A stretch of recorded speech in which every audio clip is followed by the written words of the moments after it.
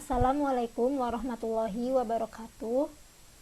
Saya Gina Lutfiah Alhamaz.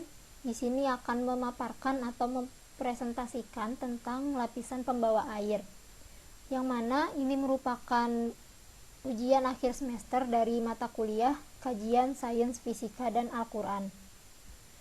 Baik, sebelum kita mengetahui apa sih lapisan pembawa air itu, jadi keberadaan air tanah itu telah disebutkan oleh Allah Subhanahu wa taala dalam firman-Nya Quran surat Al-Baqarah ayat 74 yang berbunyi, "Kemudian setelah itu hatimu menjadi keras seperti batu, bahkan lebih keras lagi. Padahal di antara batu-batu itu sungguh ada yang mengalir sungai-sungai daripadanya, dan di antaranya sungguh ada yang terbelah, lalu keluarlah mata air daripadanya. Dan di antaranya sungguh ada yang meluncur jatuh karena takut kepada Allah. Dan Allah sekali-kali tidak lengah dari apa yang kamu kerjakan." Nah, menurut tafsir Ibnu Katsir, ayat ini menjelaskan bahwa batu-batu yang keras itu masih bisa dilalui air melalui celah-celahnya. Ada pula di antara batu-batu tersebut terbelah sehingga menjadi mata air. Nah, sesuai dengan yang telah dijelaskan pada ilmu geofisika, jadi lapisan di bawah permukaan bumi itu tersusun oleh berbagai batuan, dan di antara jenis-jenis batuan tersebut ada yang disebut sebagai lapisan permeabel atau lapisan yang dapat mengalirkan air. Celah yang disebutkan pada ayat tersebut ialah porositas, yang mana merupakan salah satu faktor yang memengaruhi permeabilitas suatu lapisan atau batuan. Menurut Lembaga Survei Geologi Amerika Serikat, total kandungan air di bumi hampir berjumlah 326 juta kubik mil atau sebesar 72%. Dari keseluruhan jumlah air di bumi, 97%-nya adalah air laut yang tidak bisa dikonsumsi dan hanya ada 3% air tawar. Dengan 2%-nya merupakan air beku dan hanya 0,62% yang layak dikonsumsi. Jumlah air di bumi ini akan selalu konstan walaupun adanya pergerakan arus dan mempunyai perputaran siklus. Seperti yang sudah disebutkan sebelumnya ya, bahwa bumi kita itu kan berlapis. Jadi saat air hujan tersebut merembes ke dalam tanah, itu terdapat lapisan pembawa air. Nah, di sini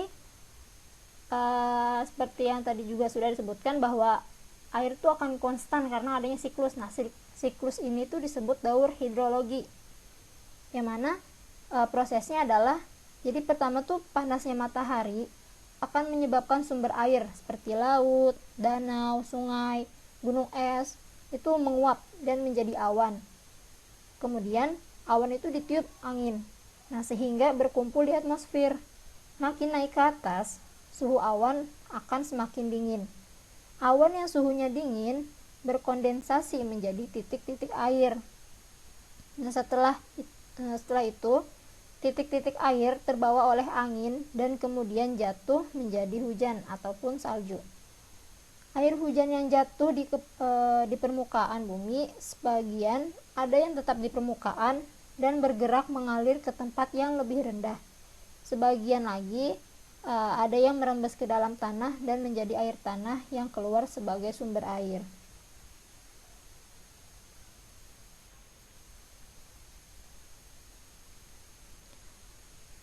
Oke, di sini sekarang kita masuk ke pengertian apa sih lapisan pembawa air itu. Nah, lapisan pembawa air menurut Todd pada tahun 1955 atau yang disebut juga dengan aquifer ya, berasal dari kata aqua yang berarti air dan free yang berarti mengandung.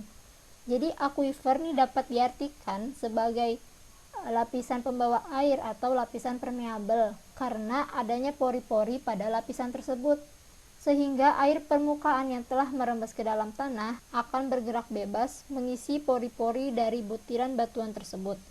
Contoh batuan pada lapisan aquifer adalah pasir, kerikil, batu pasir, dan batu gamping rekahan.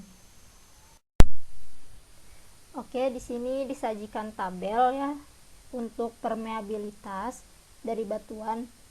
Nah, jika dilihat dari permeabilitas batuannya, lapisan pembawa air ini dapat dibagi menjadi 3 kelompok. Nah, yang pertama ini ada kategori sangat permeabel sampai cukup permeabel, yang mana nilainya itu kurang dari 10 pangkat minus 5 dan terdiri dari material kerikil kasar, pasir, dan pasir halus. Lapisan yang memiliki material batuan tersebut ini dikategorikan sebagai lapisan permeabel atau lapisan menyerap air. Terus kemudian di sini ada kurang permeabel. Dia mempunyai nilai range antara 10 pangkat minus 5 sampai 10 pangkat minus 7 yang terdiri dari pasir berlanau dan pasir kotor. Nah, lapisan yang mempunyai material tersebut itu dikategorikan menjadi lapisan semi permeabel. Kemudian ya ada juga kategori sangat kurang permeabel sampai impermeabel. Di sini tuh memiliki nilai dari 10 pangkat minus 7 hingga ke atas ya. Terdiri dari material lanau, batuan, pasir halus, dan juga lempung. Nah, lapisan yang mempunyai material tersebut itu dikategorikan menjadi lapisan kedap air.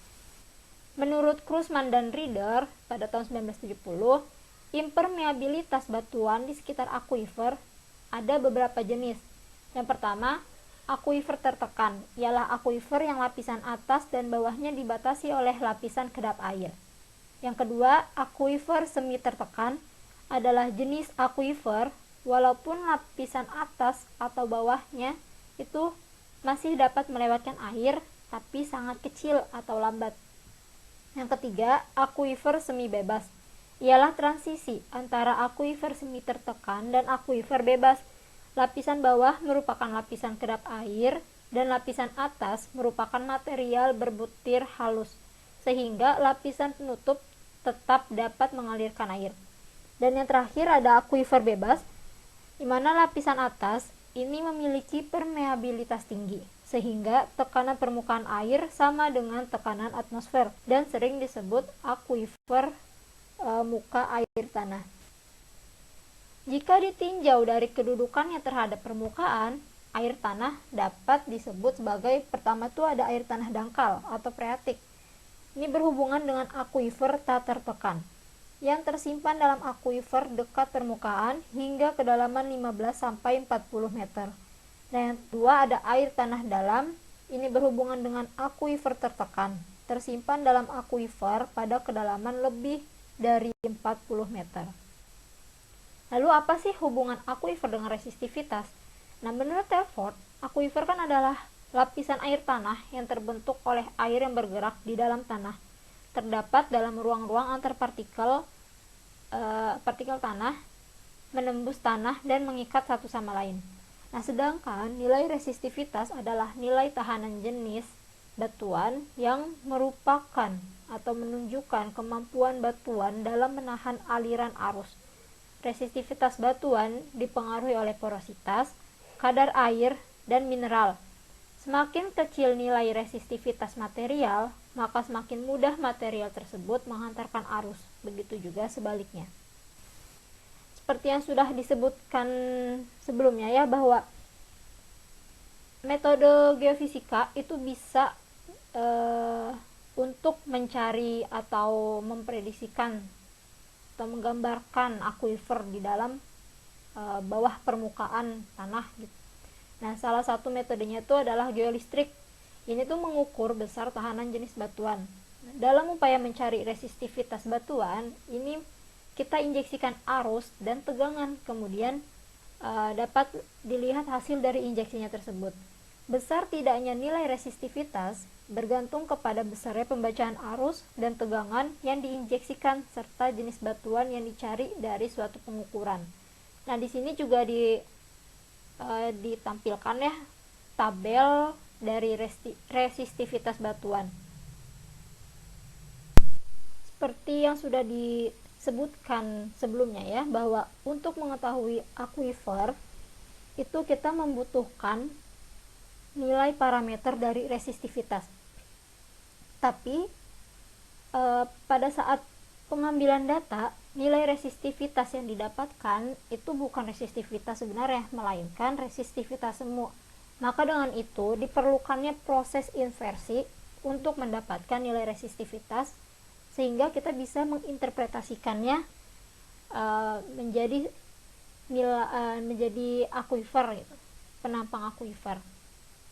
Nah, di sini disajikan beberapa penelitian yang berkaitan dengan akuifer. Pertama ini ada dari Chandra dan Apriniadi pada tahun 2020 dengan judul Analisis Data Resistivitas Kelam Bersih untuk Identifikasi Cadangan Akuifer Daerah Mampir, Jawa Barat. Seperti yang kita lihat ya, di sini tuh ada zona A, zona B, dan zona C. Nah, di zona A ini terinterpretasi sebagai lanau. Dia mempunyai resistivitas kurang dari 25,3 ohm meter. Kemudian di zona B terinterpretasi sebagai pasir, memiliki nilai resistivitas 26 sampai 80,6 ohm meter. Kemudian untuk zona C terinterpretasi pasir konglomerat, memiliki nilai resistivitas lebih dari 81 ohm meter.